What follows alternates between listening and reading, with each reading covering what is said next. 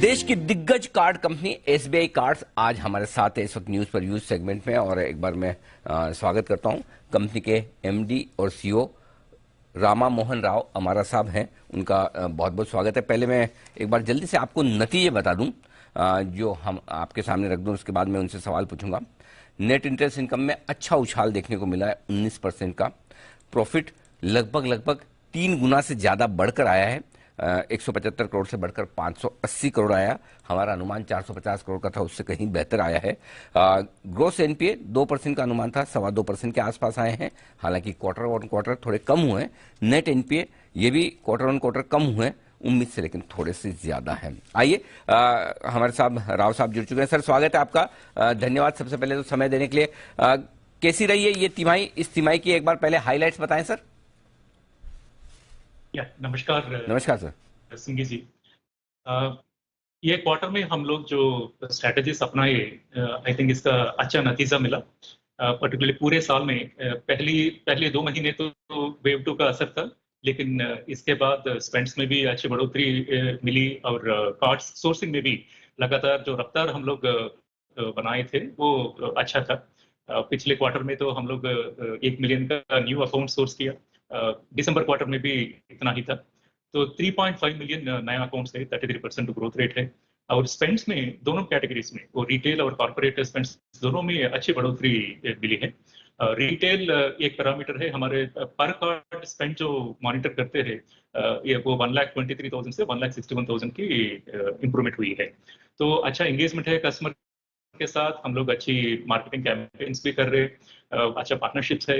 कुछ कैटेगरीज जो pandemic time में जो नए कैटेगरीज एमर्ज हुआ, जैसे कि health and wellness, otherwise utility bill payment और insurance kind of payments, education, rental etcetera, ये कैटेगरीज में हम लोग ट्रेंड्स देखे, हम लोग अच्छी ऑफर्स भी देना शुरू किया। इसका नतीजा है हमें बहुत डिस्क्रिशनरी स्पेंड्स, नॉन डिस्क्रिशनरी दोनों कैटेगरी में इंप्रूवमेंट हुई।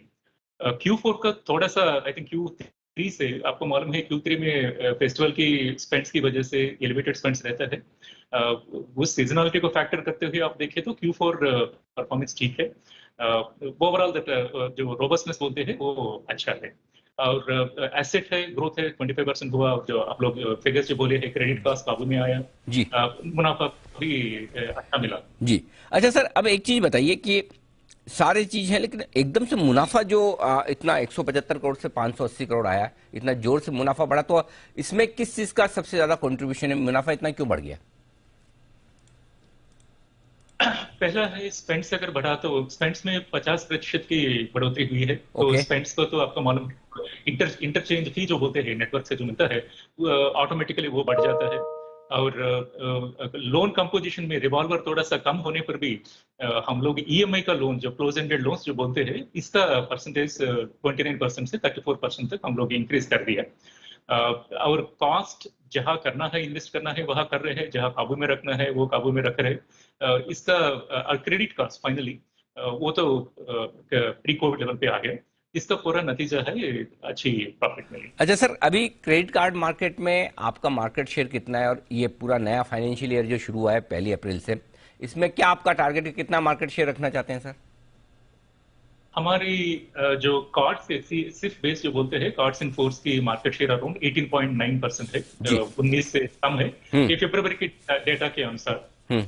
थोड़ा सा कम हो गया, 10-20 पॉइंट कम हो गया। हम्म। लेकिन हमारी हमारी स्ट्रेटेजी पिछली बार भी आपसे शेयर कर रहे थे। पूरे हमारे जो डेटाबेस क्या है हमारे पास, और जो पार्टनरशिप्स है, और डिस्ट्रीब्यूशन नेटवर्क जो कहाँ है, कौन सी चैनल्स का इस्तेमाल कर सकते हैं, कितना डिजिटल में नए अकाउंट सोर्स कर सकते हैं, ये सब की अंदाज रखते हुए हम लोग टारगेट्स बनाते हैं। ये टारगेट्स हम लोग ऐसे रखते हैं कि सस्टेनेबल होना चाहिए। ऐसा नहीं कि burn the cash and get the accounts, I mean that is, I mean वो प्रिंसिपल नहीं है। हम लोग देख रहे हैं कि कौन सा सस्टेनेबल ट्रेंड है। इसी का नतीजा है क्वार्टर ऑन क्वार्टर इंप्रूवमेंट हुआ। ओके। स्पेंड्स का शेयर देखें तो थोड़ा सा, स्पेंड्स का शेयर देखें तो वहां भी थोड़ा सा घटा हुआ होगा। बट लेकिन इसमें हम लोग कॉर्पोरेट स्पेंड्स देखे तो एक साल में हमारा 100% इंक्रीज हुआ।